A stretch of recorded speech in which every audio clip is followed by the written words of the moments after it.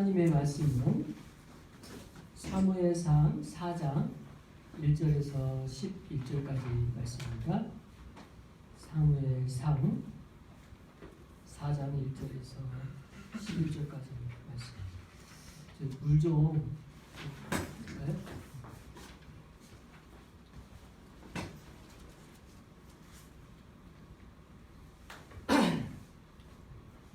사무엘상 4장 1절에서 11절까지의 말씀. 저와 여러분이 한 절씩 교독하도록 하겠습니다.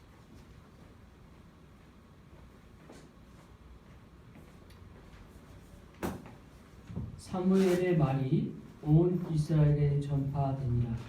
이스라엘은 나가서 블레셋 사람들과 싸우려고 에발에셀 곁에 진치고 블레셋 사람들은 아벡에 진쳤더니 블레셋 사람들이 이스라엘에 대하여 전열을 벌이려고 그 둘이 싸우다가 이스라엘이 블레셋 사람들 앞에서 패하여 그들에게 전쟁에서 죽임을 당한 군사가 4,000명 가량이라. 백성이 진영으로 돌아오매 이스라엘 장로들이 이르되 여호와께서 어찌하여 우리에게 오늘 블레셋 사람들 앞에 패하게 하셨는고 여호와의 언약궤를 실로에서 우리에게로 가져다가 우리 중에 있게 하여 그것으로 우리를 우리 원수들의 손에서 구원하게 하자 하니 이에 백성이 실로에 사람을 보내어 그룹 사이에 계신 만군의 여호와의 언약궤를 거기서 가져왔고 엘리의 두 아들 홈니와 비느하스는 하나님의 언약궤와 함께 거기에 있었더라. 여호와의 언약궤가 진영에 들어올 때 온 이스라엘이 큰 소리로 외치매 땅이 울린지라. 블레셋 사람이 그 외치는 소리를 듣고 이르되 히브리 진영의 큰 소리로 외침은 어찌 되느냐 하다가 여호와의 궤가 진영에 들어온 줄을 깨달은지라.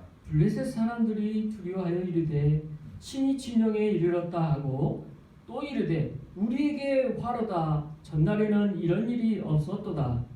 우리에게 화로다. 누가 우리를 이 유명한 신들의 손에서 건지리요. 그들은 강에서 여러 가지 재앙으로 외국인들을 친 신들이니라. 너희 블레셋 사람들아 강하게 되며 대장부가 되라. 너희가 히브리 사람의 종이 되기를 그들이 너희의 종이 되었던 것 같이 되지 말고 대장부 같이 되어 싸우라 하고 블레셋 사람들이 쳤더니 이스라엘이 패하여 각기 장막으로 도망하였고 살육이 심히 커서 이스라엘 보병에 엎드려진 자가 30,000명이었으며 함께 하나님의 궤는 빼앗겼고 엘리의 두 아들 옴니와 비느하스는 죽음을 당하였더라. 아멘. 주님의 은혜로 또 한 주간의 삶을 시작하게 하신 은혜에 감사드립니다. 이제 사무엘상 4장 말씀을 함께 살펴보자 합니다. 우리가 지난주 말씀 기억하죠? 한나의 기도, 한나의 그 심정 그리고 그 마음의 중심을 우리가 지난주 말씀을 통해서 우리의 삶과 더불어 한번 적용을 해봤지요. 자, 한나의 기도로 낳은 자녀가 누구예요? 바로 사무엘이고 그 사무엘이 지금 살고 있는 시대는 언제예요? 사사 시대입니다. 그래서 사무엘을 사사 가운데 마지막 사사라고 표현합니다. 그래서 사사는 어떤 역할을 해요? 하나님의 말씀을 대리해서 하나님의 말씀을 선포함에 있어서 그를 통해 하나님이 이렇게 말씀하신다라는 대리자의 역할을 했다는 거죠. 그래서 사사를 통해 다스린다. 그래서 하나님이 직접 다스림의 나라가 실은 사사 시대예요. 근데 이 사사가 하나님의 말씀을 듣지 않게 되면 어떻게 돼요? 하나님의 없이 살게 되는 시대가 돼서 그런 혼란과 혼돈의 기간이 계속 반복되었다. 그래서 사사를 통해 하나님의 말씀이 제대로 전달되어지고 또 그걸 통해 하나님의 말씀 안에 살게 되면 하나님 말씀 안에서 신앙생활을 잘 하다가도 그러나 사사 또 그 안에 있는 이스라엘 백성들이 하나님 말씀을 떠나 살게 되면 완전히 오합지졸이 돼서 하나님 말씀대로 살지 않은 그런 사람들이 돼버렸죠. 그런 사사 시대의 마지막 시대의 마지막 사사가 바로 사무엘이었다. 그리고 사무엘을 통해 이제 사무엘상과 사무엘하가 기록되어진다라고 하는 거죠. 이 사무엘상에 이제 3장까지의 내용을 우리가 이제 유아 시절에서부터 사무엘이 이제 성장에 대한 내용과 그 이후의 내용까지 있었고, 오늘 이제 사무엘 4장에 이르러서는 한 전투에 대한 내용이 나옵니다. 그래서 아직 사무엘이 전면으로 등장하기 전입니다. 지금 1절에 이렇게 시작을 하죠. 같이 한번 읽어보겠습니다. 시작. 사무엘의 말이 온 이스라엘에 전파하니라. 이스라엘은 나가서 블레셋 사람들과 싸우려고 에베네셀 곁에 진치고 블레셋 사람들은 아벡에 진쳤더니. 사무엘의 말이 온 이스라엘에 전파되니라. 이게 무슨 말인데 이렇게 전파되지? 3장 읽어보면 알겠죠. 3장에 대한 하나님께 부름받은 말씀에 대한 내용들이 나오고요. 실은 이 엘리 가문에 대한 예언들이 있었어요. 엘리 가문이 망할 거라는 내용이었습니다. 그거는 이제 3장을 보시면 아세요. 이제 아직 어린 사무엘, 이제 하나님의 부름받은 사무엘의 모습이 이제 3장에서 그렇게 나와지는데, 이제 거기에 대한 내용을 사람들이 들었다 못 들었다? 온 이스라엘이 들게 되었다라는 거죠.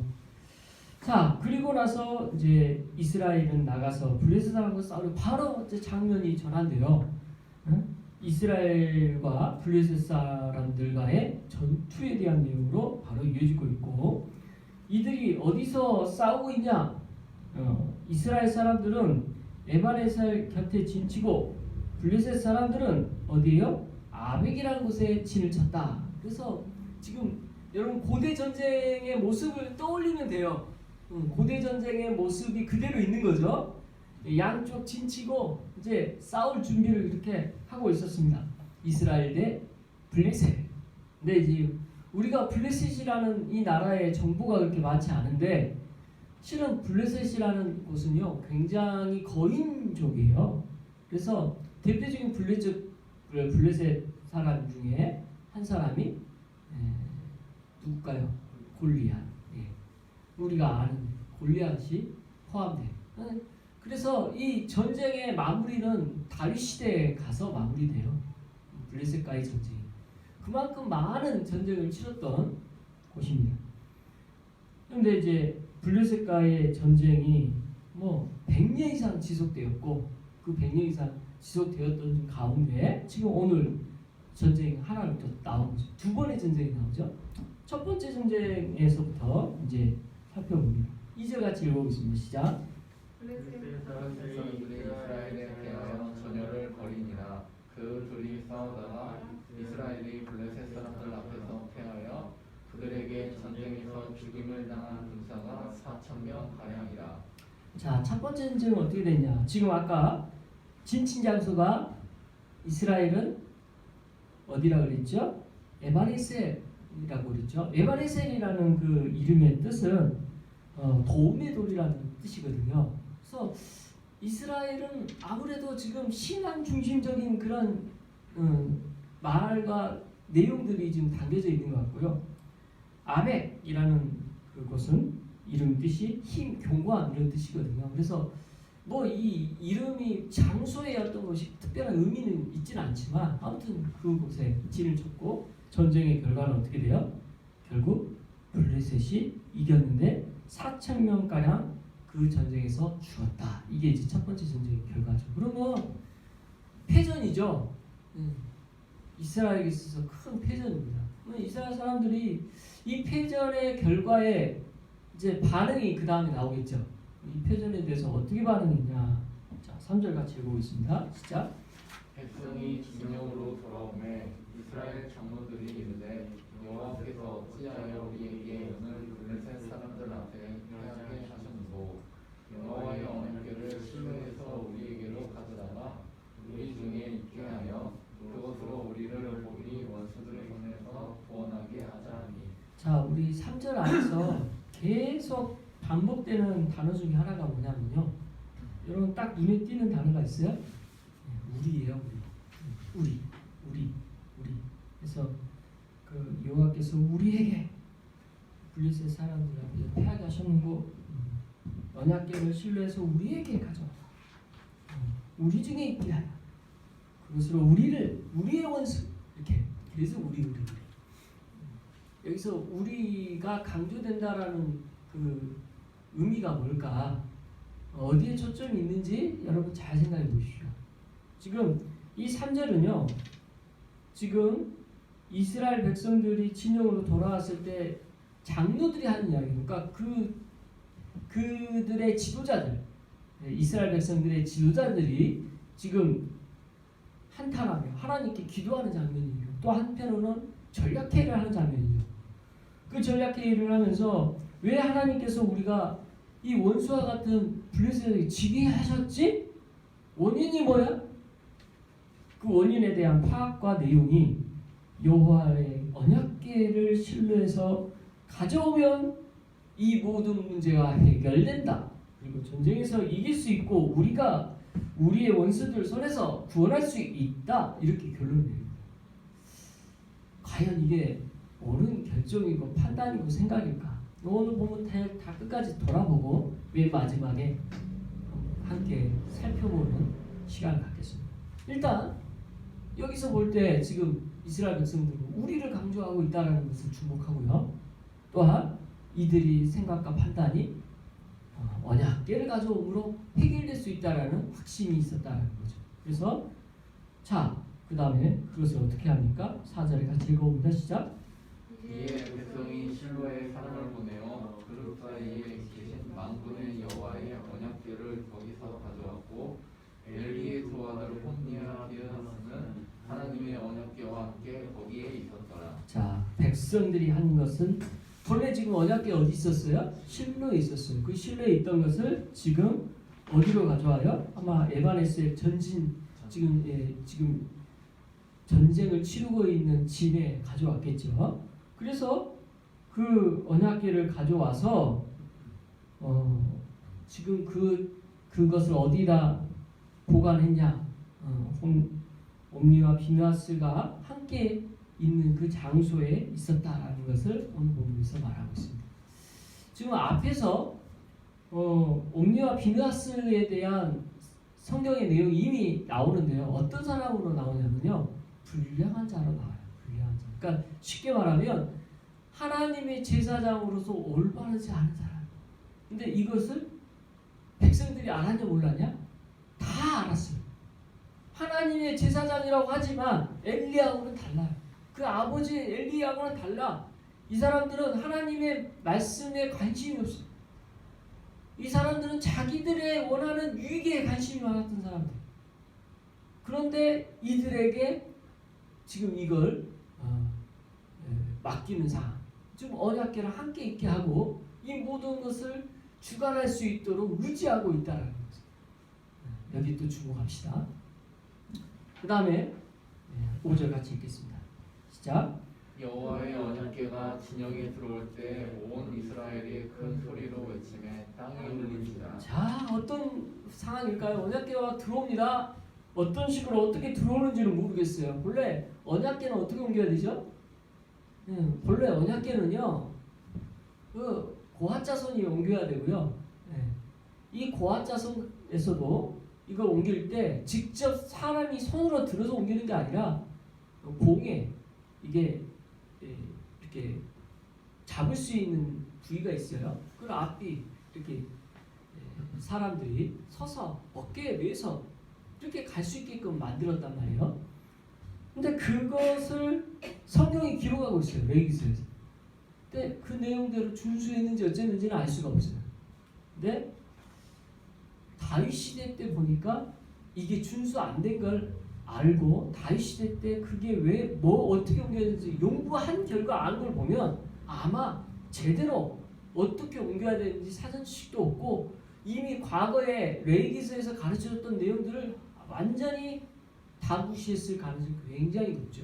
아무튼 그래도 언약궤가 진영에 들어왔고 그 진영에 들어오니까 천군 만마를 얻는 것 같은 그런 분위기가 온 이스라엘에 있죠. 큰 소리를 외치며 땅이 울릴 정도로. 그랬더니 그 소리를 블레셋 사람이 듣습니다. 6절 7절 같이 읽어보죠. 시작. 블레셋 사람이 그 외치는 소리를 듣고 이르되 히브리 진영에서 큰 소리로 외치면 어찌 됨이냐 하다가 여호와의 개가 진영에 들어온 줄을 깨달은지라. 블레셋 사람이 두려워하며 이르되 신이 진영에 이르렀다 하고 또 이르되 우리에게 화로다. 전날에는 이런 일이 없었도다. 자, 블레셋 사람들이 지금 이스라엘 백성들의 그 함성 소리에 뭐야? 이전에 없던 분위기야. 감지가 되는 거죠. 사람인데 다 알죠. 막 그 뭐라 그럴까요? 전쟁의 그 분위기가 바뀌었어. 갑자기 이들이 막 사람들이 달라졌어. 전세가 바뀐 걸 느꼈어요. 그럼 왜 그러지? 왜 이런 소리를 내지? 가만히 보니까 언약궤가 온 거죠.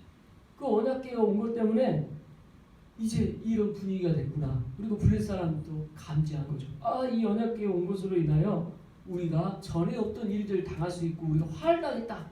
심각한 일이다. 그래서 이제 이 부분에 대해서 회의를 할 것 같고요. 서로 모의를 하겠죠. 자, 8절 같이 읽어봅니다. 시작.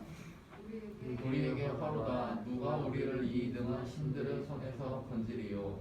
그들은 광야에서 여러 가지 재앙으로 애굽인들을 친 신들이니라. 자, 이들은 블레셋 사람 이들은 이미 그 광야에서 있었던 일, 그건 뭘 말해요? 모세 시대예요. 그러니까 지금 모세 시대가 지금 사사 시대니까 꽤 많은 시간이 흘렀죠.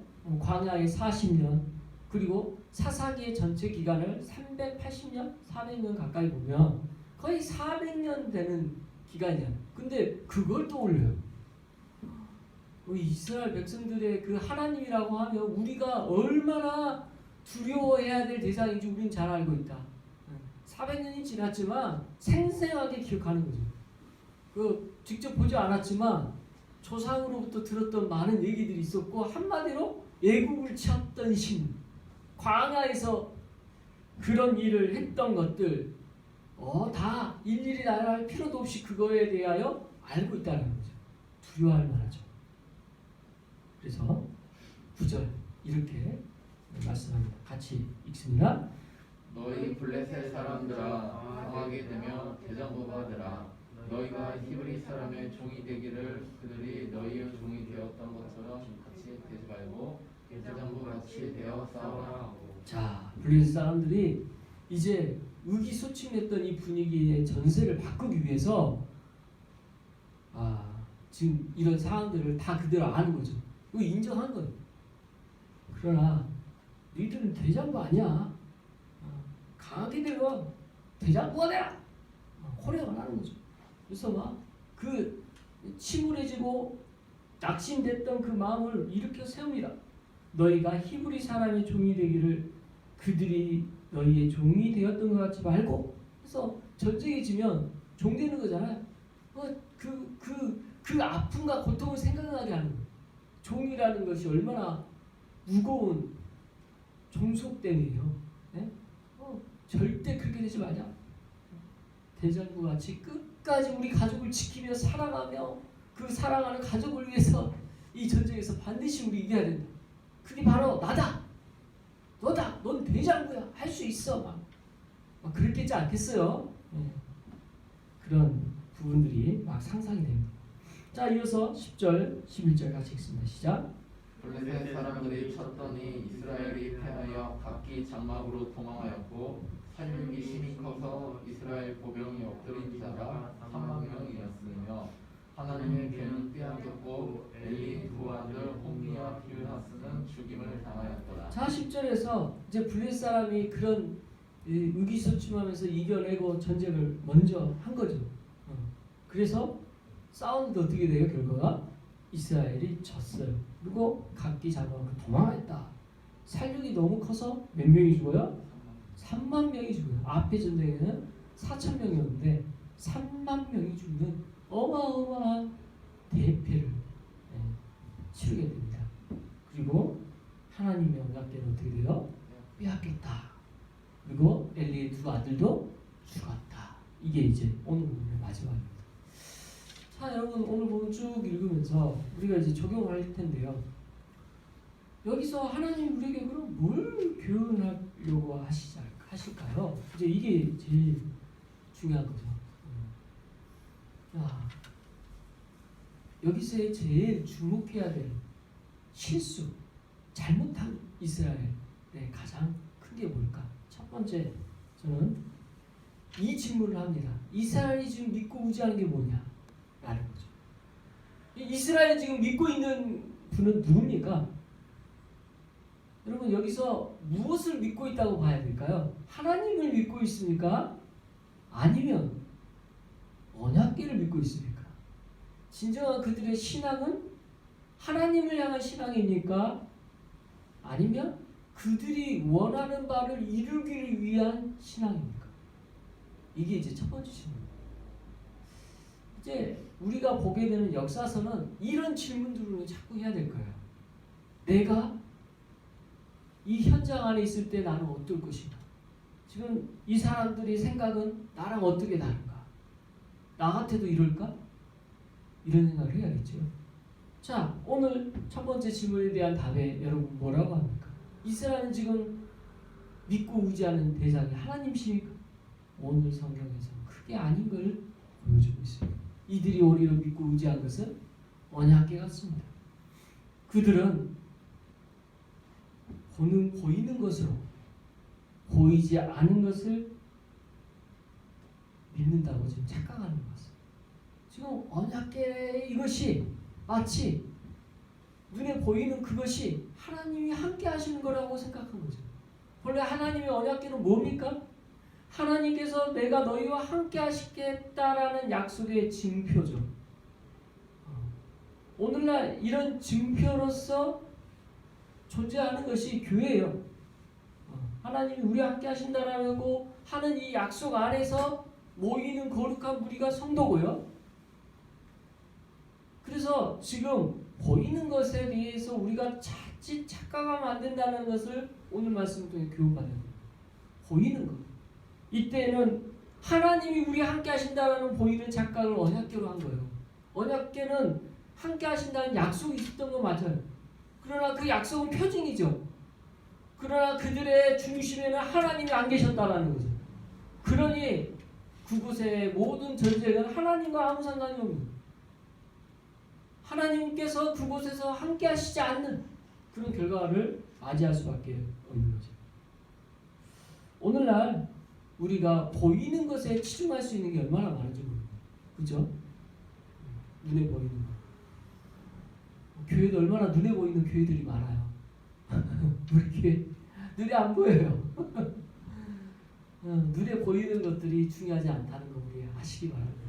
여러분 각자의 신앙의 중심에 하나님이 계시니까 더 중요해요. 그걸 명심하시기 바랍니다. 그게 진짜 우리의 신앙이에요. 눈에 보이는 게 중요하지 않다는 거죠. 하나님 우리 함께 하심이 더 중요합니다. 근데 자꾸 우리는 눈에 보이는 걸 쫓아가기로 해요. 저도 그래요. 그래서 연약함을 주님 앞에 납작 엎드릴 수밖에 없어요. 좀 저도 제 눈에 보였으면 좋겠어요. 믿음을 말하는 것들의 실상이요 보지 않은 것의 증거라고 말씀하셨지만 연약한지라 눈에 보여주기로 해요. 그게 우리 실상이에요. 연약함이 그걸 인정하는 거예요. 주님 저도 연약합니다. 눈에 보이는 게 필요합니다. 그러나 그렇지만 하나님의 진짜 계심의 핵심은 눈에 보이지 않은 거에 있습니다. 그걸 믿습니다. 내 신앙 안에 나와 함께 하심의 이 핵심을 제가 놓치지 않게 도와주옵소서. 이걸 놓으선 절대 안 됩니다. 그게 진짜 신앙이죠.